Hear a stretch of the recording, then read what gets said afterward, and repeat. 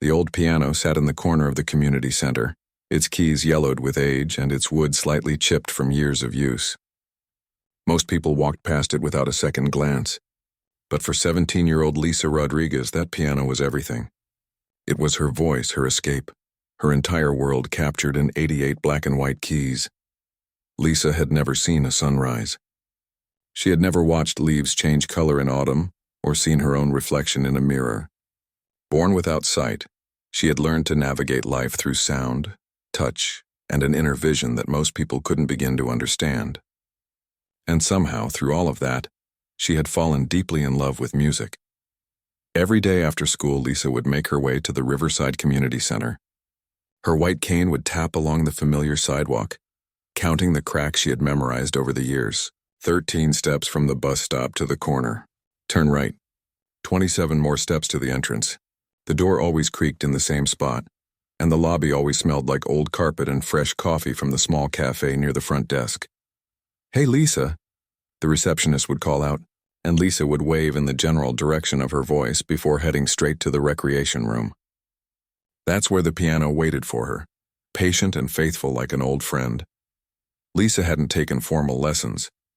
Her family couldn't afford them. Her mother worked double shifts at the hospital, and her father drove a delivery truck 6 days a week just to keep their small apartment. There was no money for private music teachers or fancy music schools. But Lisa didn't need them. She had something else. She had an ability that couldn't be taught in any classroom. She could hear a song once and play it back perfectly. Not just the notes, but the feeling behind them. The emotion. The story the composer was trying to tell. When she heard music on the TV or radio, something inside her would light up. Her fingers would start moving, mimicking what she heard. And within minutes, she could recreate it on the piano. It was like the music lived inside her, just waiting to come out. The other kids at the center knew about Lisa's gift, but they treated it casually, the way teenagers treat most things. "Oh yeah, that's Lisa. She plays piano. She's pretty good." They would pass by while she practiced, their conversations about homework and crushes and weekend plans filling the air, barely noticing the beautiful melodies flowing from her fingertips. But Lisa didn't mind. She didn't play for attention or applause. She played because she had to. Because when her fingers touched those keys, she felt free. She felt like she could fly. One Thursday afternoon in late October, something different happened. Lisa noticed it the moment she walked through the community center doors. The energy was buzzing, electric. People were talking louder than usual, moving faster, their footsteps quick and excited. "Did you hear?" someone said nearby. "He's actually coming here. To our center." "I know, right? I can't believe it. My mom listens to his recordings all the time." Lisa made her way toward her usual spot, curiosity building. She could hear Mrs. Chen, the center's director, speaking in rapid, nervous tones on her phone. Yes, we'll have everything ready." "The media too? Oh my." "Okay, yes, we'll make sure the room is presentable."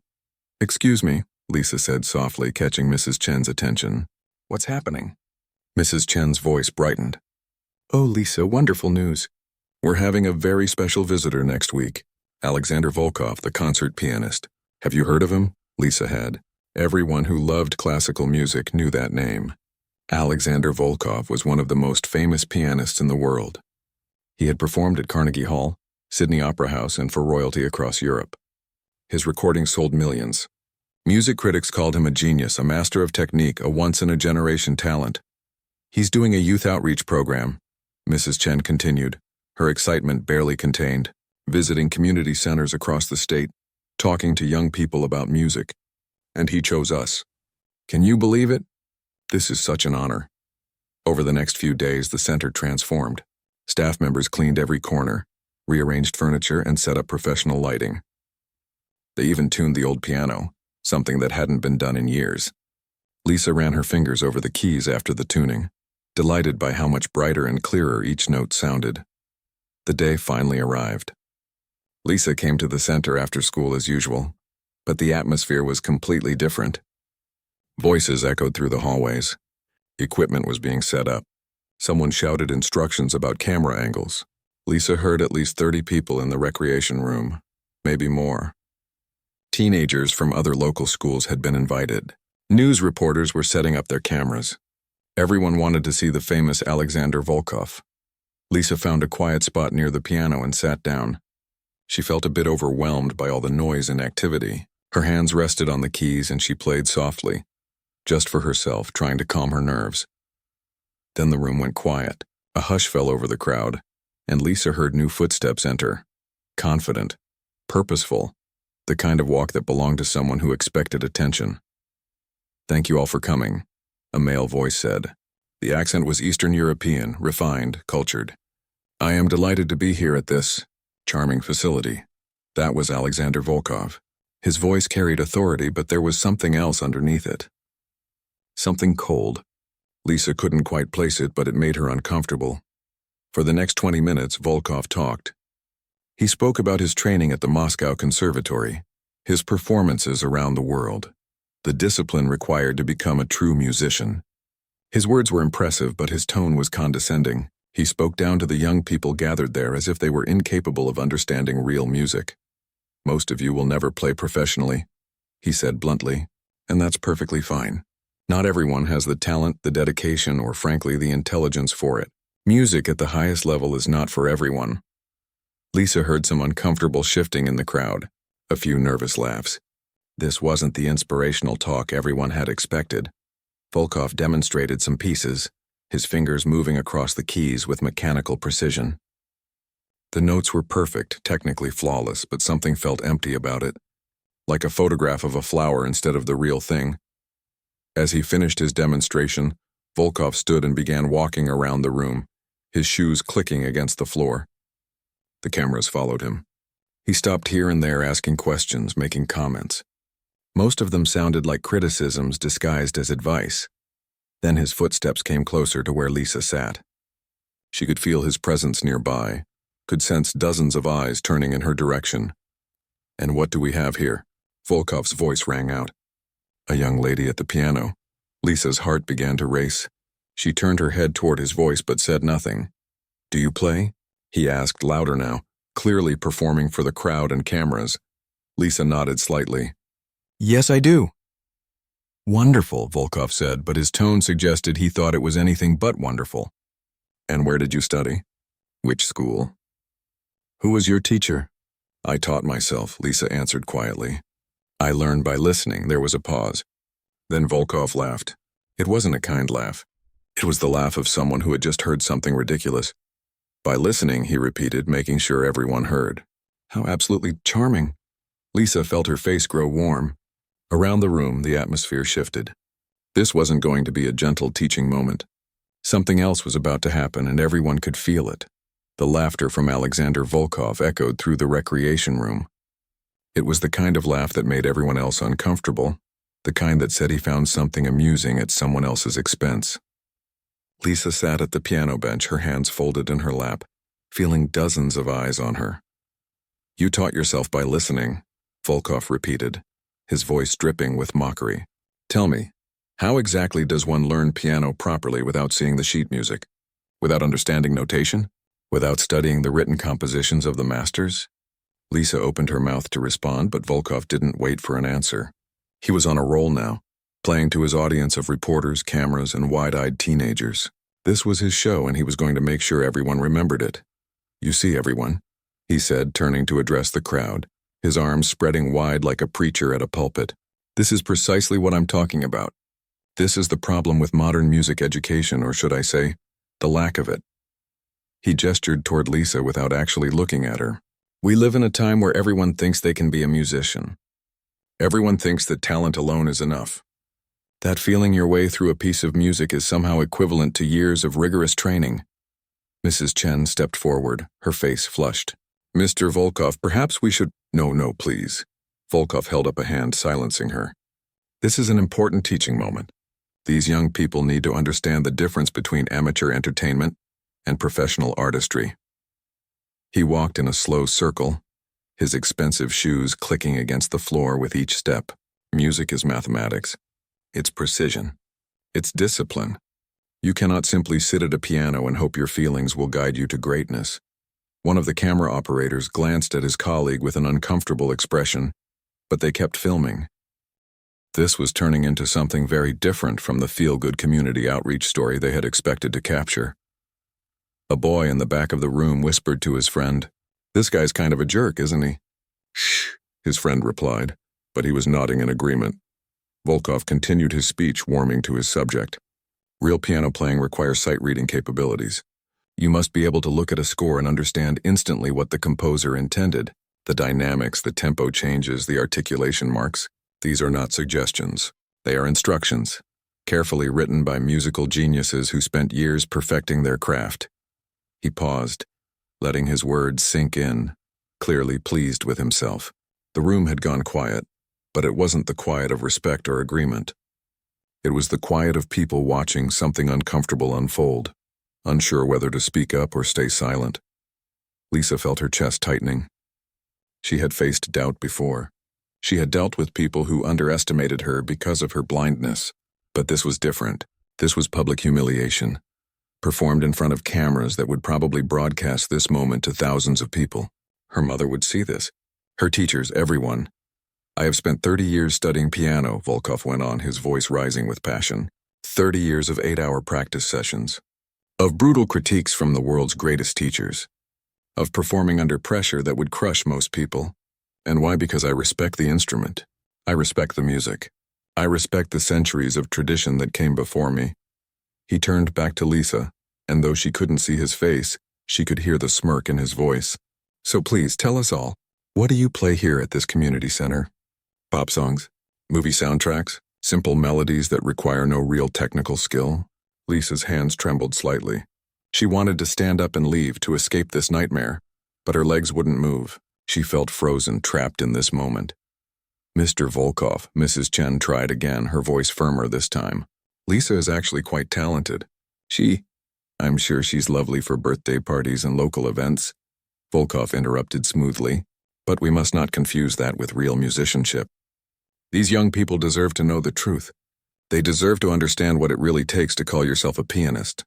A girl sitting near the front, one of Lisa's classmates named Rachel, looked angry. She leaned over to another student and muttered, "This is so messed up.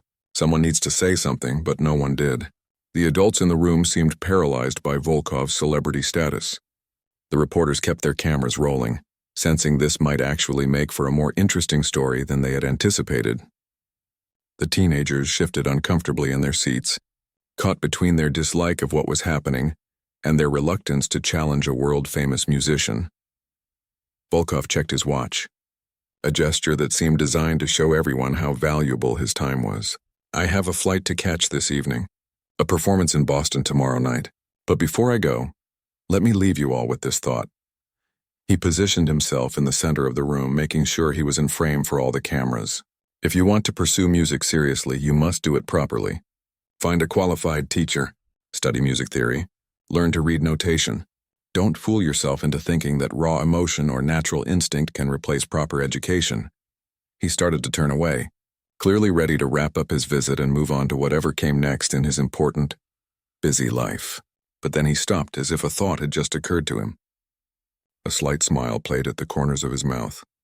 It was the smile of someone who had just thought of a way to prove his point perfectly. "Actually," he said, turning back to Lisa, "why don't we demonstrate what I'm talking about?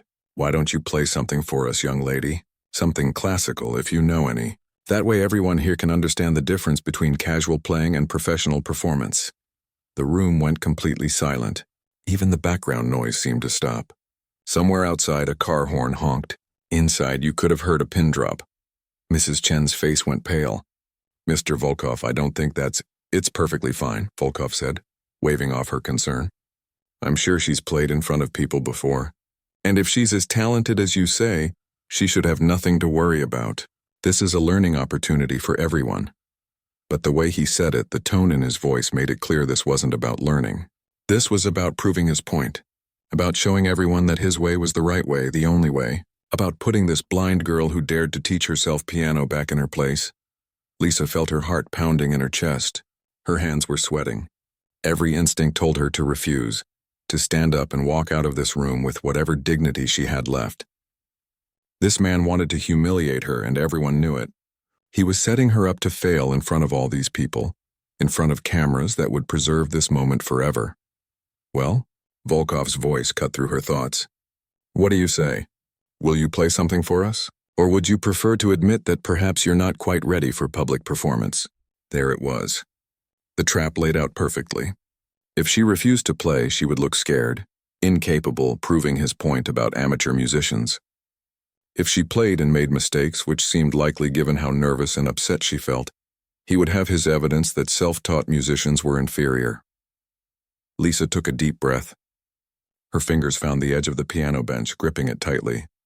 Around her, she could hear people shifting in their seats, waiting to see what she would do. She could feel the camera lenses pointed at her like accusatory eyes. Then, from somewhere deep inside, something changed. A spark of something that wasn't fear or embarrassment. It was something else. Something quiet but strong. What would you like me to play? Lisa asked, her voice soft but steady. Volkov's eyebrows raised. He hadn't expected her to accept. For a brief moment, something flickered across his face. Surprise, maybe. Or was it doubt? But it passed quickly, replaced by that same condescending smile. Chopin, he said after a moment. Nocturne in E-flat major, Opus 9, number 2. Do you know it? Around the room, a few people who knew classical music exchanged glances. It was one of Chopin's most famous pieces, beautiful, romantic, and deceptively difficult. The notes themselves weren't impossibly hard, but playing it well with the right emotion and expression required real artistry. Yes, Lisa said simply. I know it. Excellent, Volkov said, stepping back and crossing his arms. Please show us what self-taught piano sounds like. The words hung in the air like a challenge, like a sentence already passed. Lisa adjusted her position on the bench, her hands hovering over the keys. She could feel everyone watching, waiting, probably expecting her to fail. But something had shifted inside her. Maybe it was anger. Maybe it was determination. Or maybe it was simply that she had nothing left to lose. Her fingers touched the keys and the room held its breath. Lisa's fingers rested on the piano keys, and for a moment, time seemed to stand still. The recreation room at the Riverside Community Center had never been this quiet. 30, maybe 40 people were packed into the space, but you wouldn't know it from the silence. Everyone was holding their breath, waiting to see what would happen next. Alexander Volkov stood off to the side, arms crossed, that same smug expression on his face. He had seen this scenario play out before.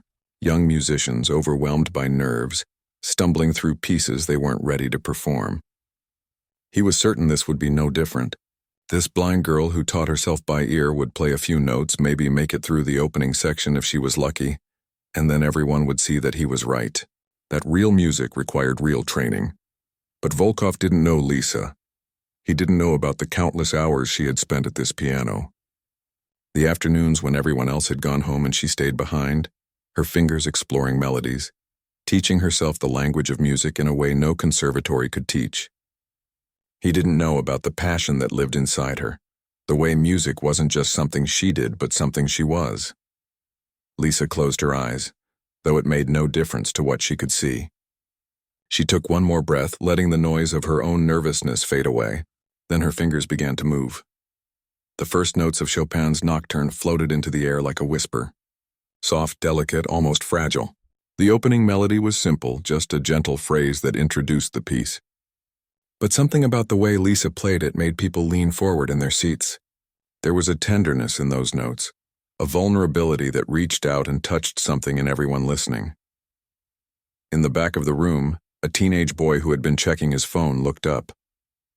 The notes had caught his attention in a way he couldn't explain. He slipped the phone into his pocket and listened. Lisa's left hand joined in, providing a gentle accompaniment. The rhythm was steady but not mechanical. It breathed. It moved like a heartbeat, like waves lapping at a shore. Her right hand continued the melody, and now the piece began to develop, to grow, to reveal its true nature. Volkov's expression hadn't changed yet, but his arms had uncrossed. His hands hung at his sides. He was listening now, really listening, whether he wanted to admit it or not. The Nocturne in E-flat major is a piece that every pianist knows, that every music lover has heard 1,000 times. It's been in movies and commercials, played at weddings and funerals, recorded by countless artists. It's so familiar that it's easy to forget how beautiful it really is. But when Lisa played it, it was like hearing it for the first time. Her interpretation wasn't just technically correct, it was alive. When she reached the section where the melody rises and swells, Her fingers seemed to dance across the keys. The notes came faster now, cascading like water, but never losing that sense of control, of purpose. Every single note meant something. Every phrase told a story. Mrs. Chen felt tears beginning to form in her eyes. She had heard Lisa practice before, but never like this. Never with this kind of intensity, this kind of raw emotion. It was as if all the hurt and humiliation Lisa had just experienced was pouring out through her fingertips, transforming into something beautiful. One of the camera operators, a man named Tom who had filmed hundreds of events and performances over his 20-year career, found himself completely absorbed. His job was to keep the camera steady, to make sure he got the right angles, but he almost forgot to do it. He had filmed symphony orchestras and famous soloists, but something about this moment felt different. More real, more honest. The piece moved into its middle section where Chopin's genius really shines. The melody becomes more complex, more ornamented, with trills and turns that require both technical skill and musical sensitivity. Some pianists play this section too fast, showing off their technique. Others play it too carefully, afraid of making mistakes. Lisa played it perfectly, finding that sweet spot where technique and emotion meet. Her face was peaceful, serene, completely absorbed in the music. She wasn't thinking about the cameras or the crowd or the famous pianist standing a few feet away. She wasn't thinking about proving anyone wrong or defending herself. She was simply playing, letting the music flow through her the way it was meant to. A girl named Rachel, Lisa's classmate who had been angry at Volkov earlier, felt goosebumps rising on her arms. She had never really understood classical music before. It always seemed boring, something her parents listened to, something that put her to sleep. But this was different. This made her feel something she couldn't quite name, something deep and true and completely unexpected. Volkov's face had changed. The smug certainty was gone, replaced by something else. His mouth was slightly open. His eyes were fixed on Lisa's hands, watching them move across the keys with a grace and confidence that seemed impossible. How could someone who had never had formal training play like this? How could someone who couldn't read sheet music understand the piece this deeply? The nocturne continued, moving through its various themes and variations. There's a moment in the piece, about 2/3 of the way through, where the melody reaches its emotional peak. It's the moment that makes people cry at concerts, the moment that stays with you long after the music stops. When Lisa reached that moment, something magic happened. The way she voiced the melody, bringing out the top notes while keeping the accompaniment soft and subtle, was masterful. The way she used rubato, that slight slowing and quickening of tempo that gives music its breathing, living quality, was perfect. Not too much, not too little. Just enough to make the music sigh and soar. In the audience, a reporter named Jennifer Chen, no relation to Mrs. Chen, was supposed to be taking notes for her story. But her pen had stopped moving. Her notebook lay forgotten in her lap. She was simply listening, completely transported by what she was hearing. In her head, she was already rewriting her story. This wasn't going to be a simple puff piece about a famous pianist visiting a community center. This was something else entirely. The piece began its descent toward the ending, that famous conclusion where the melody seems to float away like a dream fading in the morning light. Lisa's touch on the keys became even softer, more delicate. The notes were barely audible now, but everyone in the room was straining to hear them, following them like a thread through the darkness. Some pianists rushed the ending, eager to get to the final chord and receive their applause. Lisa took her time, letting each note linger, letting the silence between the notes speak as loudly as the notes themselves. Music isn't just about the sounds you make. It's also about the spaces between them, the pauses, the moments of quiet that give the sounds their meaning. The final phrase came, those last gentle notes that Chopin wrote to close this perfect piece of music. Lisa played them with such tenderness, such care, that it felt like she was tucking someone into bed, whispering goodnight to a sleeping child. The last note hung in the air, suspended, and then slowly faded into silence. For several seconds, nobody moved. Nobody spoke. Nobody even seemed to breathe. It was as if the entire room had been placed under a spell, and everyone was afraid that any sound or movement would break it. Lisa sat at the piano, her hands still resting on the keys, her head slightly bowed. She wasn't sure what would happen next. Part of her was still bracing for criticism, for Volkov to tear apart her performance and point out everything she had done wrong. But then, from somewhere in the back of the room, someone started clapping. Just one person at first, a slow, deliberate applause. Then another person joined in. Then another. Within seconds, the entire room erupted. People weren't just clapping. They were on their feet, giving Lisa a standing ovation. Teenagers who normally couldn't sit still for 5 minutes were applauding wildly, some with tears in their eyes. The reporters and camera operators, trained to remain objective and professional, were clapping too, their equipment momentarily forgotten. Mrs. Chen was crying openly now, not bothering to wipe away the tears streaming down her face. Rachel was clapping so hard her hands hurt, a huge smile on her face. Tom, the camera operator, kept his camera running with one hand while applauding with the other, not wanting to miss a single second of this moment. The applause went on, echoing through the recreation room, spilling out into the hallways where other people who hadn't been part of the event stopped to listen and wonder what was happening. It was the kind of applause that comes from the heart, the kind that isn't about being polite or following social conventions. It was real and genuine and filled with emotion. Lisa sat very still, a small smile forming on her face. She could feel the vibrations of the applause through the floor, could hear the genuine joy and appreciation in the sounds around her. For a moment she allowed herself to feel proud. Not arrogant or boastful, but simply proud of what she had just done. But there was one person who wasn't clapping yet. One person who stood frozen in place, his face a mask of conflicting emotions. Alexander Volkov remained where he was, his arms at his sides, staring at Lisa as if seeing her for the first time. The famous pianist, the man who had spent the last 30 minutes putting down amateurs and preaching about proper training, looked like he had just been hit by a truck. His carefully constructed world, his certainty about how music should be learned and performed, had just been shattered by a 17-year-old blind girl playing an old community center piano. Slowly, very slowly, Volkov began to move. His feet carried him forward one step at a time toward the piano where Lisa sat. The applause began to die down as people noticed his movement, curious to see what he would do next, what he would say. The room fell silent once again, but this time the silence was different. It wasn't the silence of anticipation or dread. It was the silence of witnessing something important, something that would be remembered. Volkov reached the piano and stood beside it. Lisa turned her head toward him, waiting. Everyone was waiting. Alexander Volkov stood beside the piano looking down at Lisa. The recreation room was so quiet you could hear the hum of the fluorescent lights overhead. Everyone watched, wondering what the famous pianist would say. Would he try to save face? Would he find some way to criticize her performance despite what they had all just witnessed? Lisa sat very still on the piano bench, her hands now folded in her lap.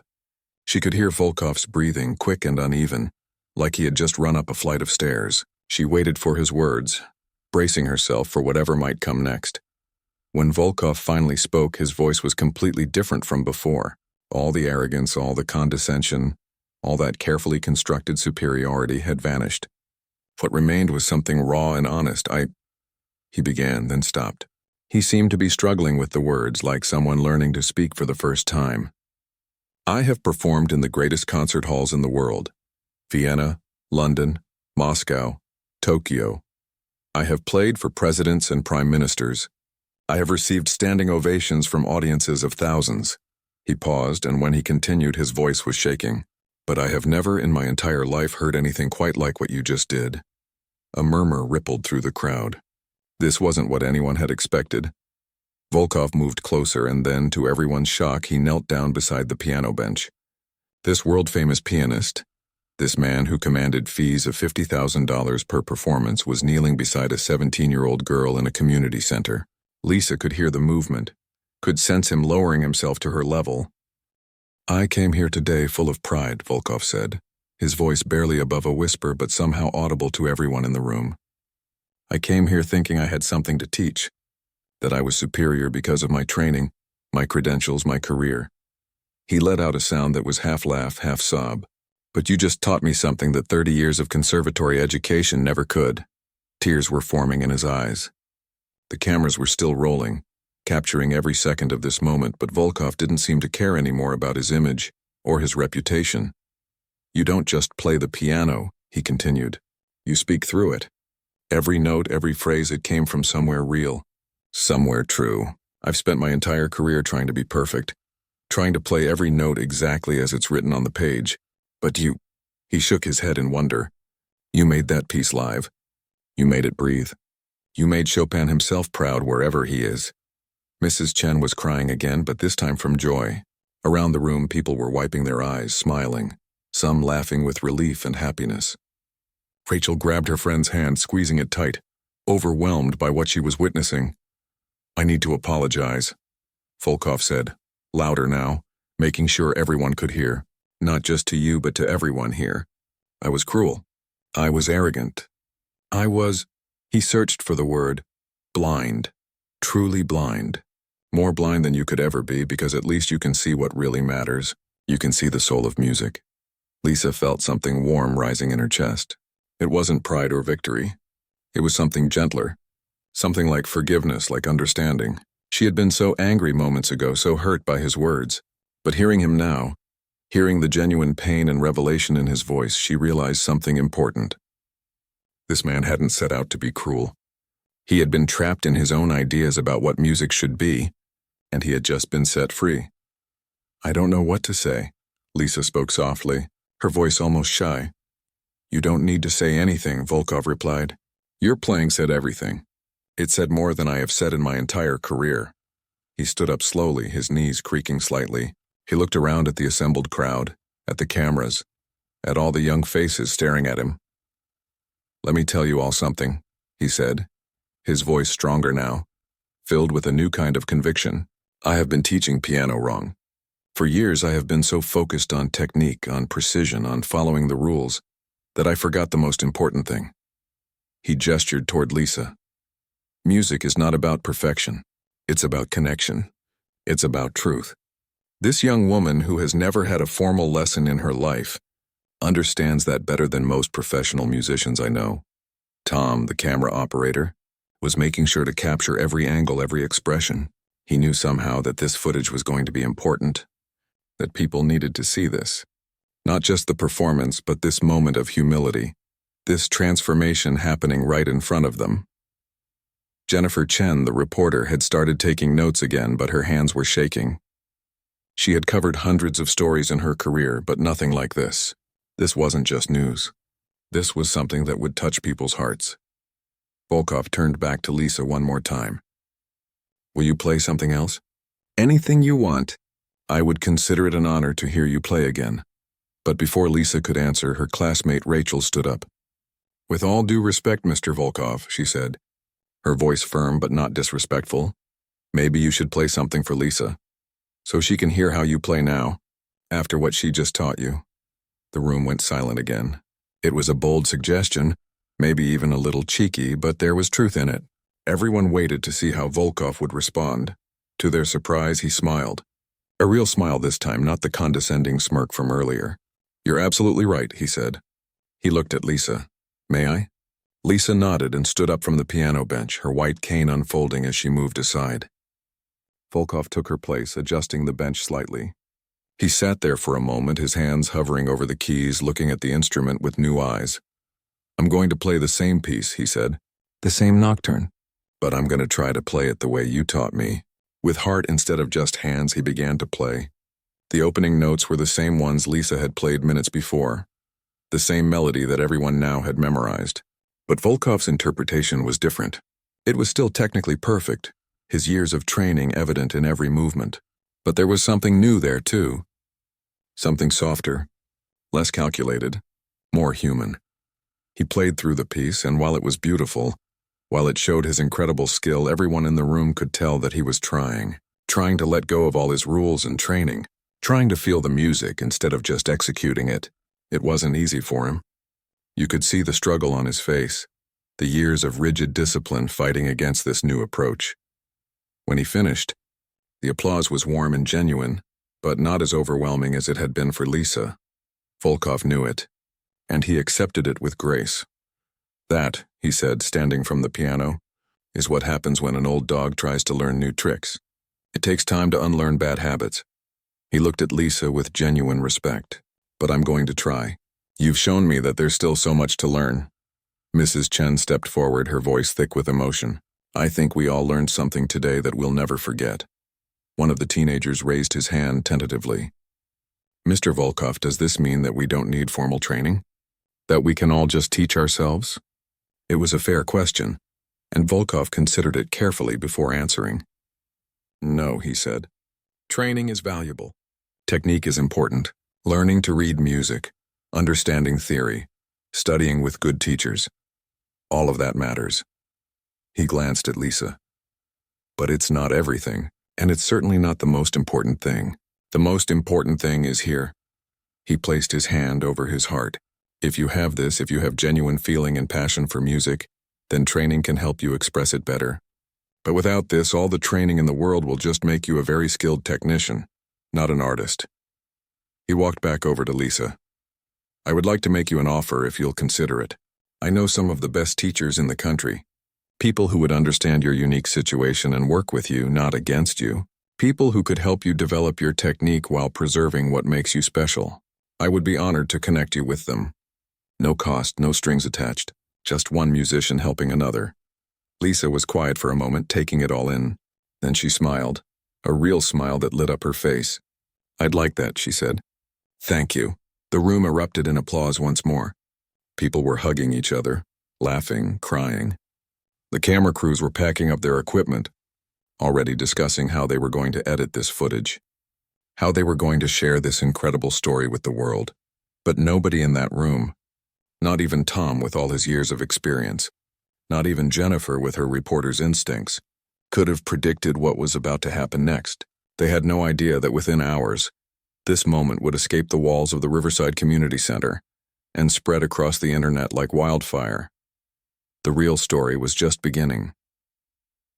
That evening, Tom the camera operator sat in his small editing studio, reviewing the footage from the community center. He had been doing this job long enough to know when he had captured something special.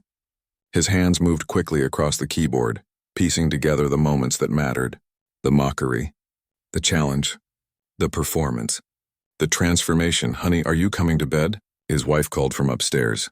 In a minute, Tom replied, but he couldn't look away from the screen. He watched Lisa's face as she played, the peace and concentration there. He watched Volkov's expression change from smug certainty to complete awe. This wasn't just good footage. This was something people needed to see. By midnight, Tom had finished editing a 12-minute video.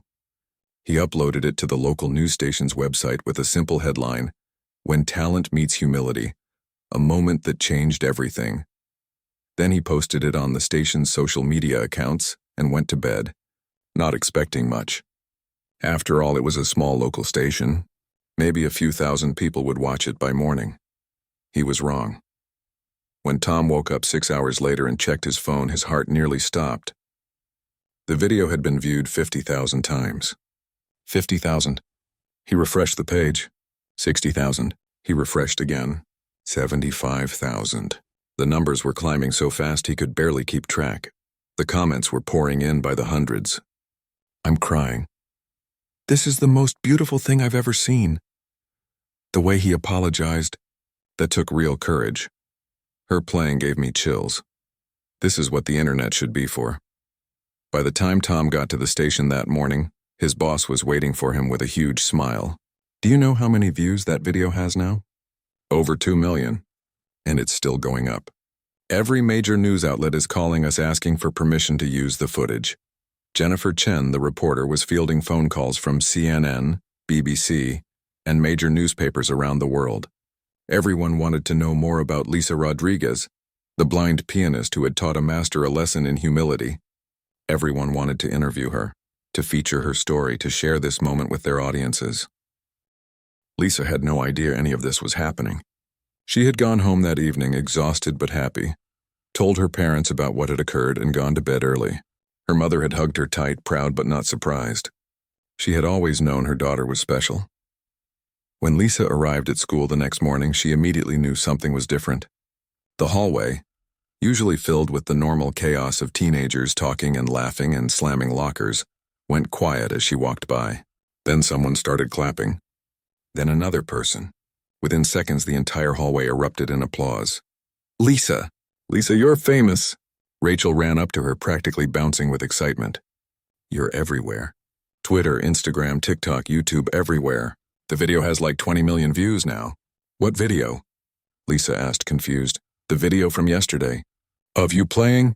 "Of Volkov apologizing." "Haven't you seen it?" "Rachel," Lisa said gently, "I can't see anything." "Oh my God, right, sorry." Rachel laughed. "Okay, let me explain. Someone posted the video online and it's gone completely viral. Everyone is talking about you. There are reaction videos, musicians analyzing your performance, people crying while they watch. You broke the internet, Lisa. You actually broke the internet." Lisa felt overwhelmed. She had never wanted fame or attention. She just wanted to play piano. But as the day went on, as more people told her about the response, about the millions of people who had been touched by her story, she began to understand something important. This wasn't just about her anymore. It was about something bigger. By the end of the week, the video had been viewed over 80 million times across different platforms. It had been shared by celebrities, musicians, and regular people who were moved by what they had seen. News articles were being written in dozens of languages. Lisa's story was being told around the world. But the most interesting part wasn't just the views or the attention. It was what the video was doing to people. In the comment sections, thousands of people were sharing their own stories. Teachers were talking about how they had been too rigid with their students. Parents were apologizing to their children for pushing them too hard. Musicians were rediscovering why they had fallen in love with music in the first place. One comment, which got over 100,000 likes, read, "I quit playing piano 10 years ago because my teacher told me I'd never be good enough. I'm buying a keyboard tomorrow. Thank you, Lisa, for reminding me that music is about joy, not perfection." Another said, "I'm a music professor at a university. I showed this video to all my students. We had the best discussion about artistry versus technique that I've ever had in 20 years of teaching. This changed how I teach." Alexander Volkov's life had changed too, but in ways he never expected. Some people criticized him for how he had initially treated Lisa. Online forums debated whether his apology was genuine or just damage control. But many more people praised him for his humility, for his willingness to admit he was wrong in front of millions of people. A week after the video went viral, Volkov canceled 3 of his upcoming performances. When asked why, he told reporters, "I need time to relearn what music means. I've been performing the same way for 30 years. It's time to change." He posted a video of his own, addressing the situation directly. "What happened at that community center was the most important moment of my career," he said, looking directly into the camera. "I was arrogant and cruel, and I'm deeply sorry for that. But Lisa's playing reminded me of something I had forgotten. Music is not about showing off your skills or proving you're better than others. It's about connecting with people. It's about expressing something true and real. I'm grateful to Lisa for teaching me that lesson, even though I didn't deserve her patience or her grace." His video was viewed 10 million times. The comments were mostly supportive. People appreciated his honesty, his willingness to grow and change. "This is how you apologize," one comment read. "Not making excuses, not defending yourself, just owning it and trying to be better." True to his word, Volkov began reaching out to teachers and music schools on Lisa's behalf. He connected her with Dr. Patricia Williams, a renowned piano instructor who specialized in working with visually impaired students. Dr. Williams reached out to Lisa's family, offering a full scholarship for private lessons. "I've watched your performance 100 times," Dr. Williams told Lisa during their first phone call. "You have something that can't be taught. My job isn't to change that. It's to help you develop the technical skills that will let you express it even more fully." Lisa accepted the offer. Over the next few months, she began working with Dr. Williams twice a week. The lessons were different from what Lisa had imagined. Dr. Williams never tried to make her play like everyone else. Instead, she helped Lisa understand music theory through sound and touch, gave her new techniques to expand her abilities, and most importantly, encouraged her to keep trusting her instincts. Meanwhile, the opportunities kept coming. A recording studio offered to produce an album of Lisa's performances. A concert hall in the city invited her to give her first public recital. A documentary filmmaker wanted to tell her story in depth. It was overwhelming, but Lisa's parents helped her navigate it all, making sure she stayed grounded and focused on what mattered most to her. 6 months after that day at the community center, Lisa gave her first major concert. The venue wasn't Carnegie Hall or the Sydney Opera House. It was the Riverside Community Center where it all began. But this time every seat was filled. The local news covered it. Alexander Volkov was there in the audience, sitting in the back row, just another person who had come to hear beautiful music. Lisa played several pieces that night, including the Chopin Nocturne that had changed her life. But she also played her own composition, a piece she had written in the months since going viral. She called it Seeing Through Sound, and it was her attempt to express what the world felt like to her. How music had always been her way of understanding beauty, emotion, and connection. When she finished, the applause was deafening. People stood, cheered, some cried. But Lisa barely heard it. She was thinking about something else. About all the people who had watched that video and been inspired to try again, to pick up an instrument they had abandoned, to apologize for their own arrogance, to see the world a little differently. After the concert, a young boy approached her shyly, guided by his mother. "Hi, Lisa," he said quietly. "I'm Kevin. I'm 8 years old, and I'm blind too." I heard about you, and now I want to learn piano. My mom says you're proof that I can do anything." Lisa knelt down to his level, her heart full. "You can do anything, Kevin. Don't let anyone tell you different. And remember, being blind isn't a limitation. Sometimes it helps us see things that other people miss." As people filtered out of the community center that night, talking excitedly about the performance, Mrs. Chen stood by the door with tears in her eyes once again. She thought about that day months ago when everything had changed, when a famous pianist had learned that fame and skill weren't the same as wisdom, when a blind teenager had shown the world what real vision looked like. The old piano in the corner, the one that had been there for years collecting dust and neglect, had become famous too. People took pictures with it. Musicians who visited the center asked to play it, wanting to touch the keys that Lisa had touched. But the real legacy of that day wasn't about viral videos or fame or even about music, really. It was about the reminder that we all need sometimes, that being wrong is okay if we're willing to learn, that true talent often exists in the most unexpected places, that humility is more powerful than pride, and that sometimes the people we think we're teaching end up being our greatest teachers. Lisa continued playing piano at the community center whenever she could, even as her career grew. She never forgot where she came from or the lesson she had learned that day, not the lesson about music or performance, but the lesson about grace, about how meeting cruelty with kindness, meeting arrogance with patience, can change hearts and minds in ways that fighting never could. And somewhere, in a practice room in Moscow or Vienna or Boston, Alexander Volkov sat at a piano, trying to play with his heart instead of just his hands, still learning from the blind girl who had taught him how to truly see.